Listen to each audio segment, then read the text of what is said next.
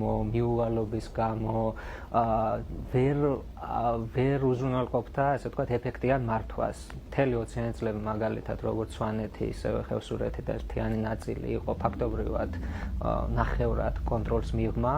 მუდმივად იყო რეჟიმისთვის საფრთხე, რომ ვთქვათ, აჯანყება იქნებოდა ეს თუ ეგრეთ წოდებული, ასე ვთქვათ, კონტრრევოლუციური ძალები მთასაფარებდნენ თავს.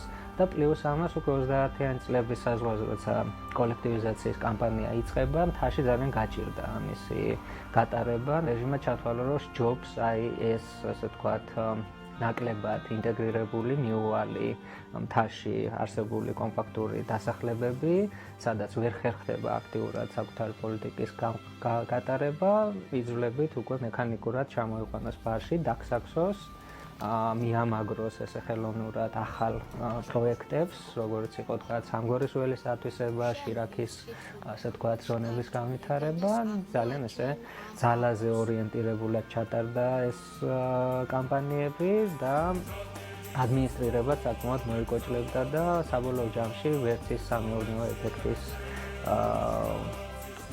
წარმატება განაპირობა ესეთმა, ვთქვათ, ნაჩქარევმა იძულებითმა გადასახლებამ, რაც ჩანს თუნდაც ამ ზეპირ ისტორიებში ფირფილველების საკუთარ თავზე განიცადა, რამდენად არაორგანიზებულად ხდებოდა მათი გამოყვანა ხევსურეთიდან და კონკრეტული ტრაგედიები ჩამოეწია ამ დაუგეგმავმა და კარგად აუწყობელმა სისტემამ, ვთქვათ, იძულებითი ჩამოსახლების.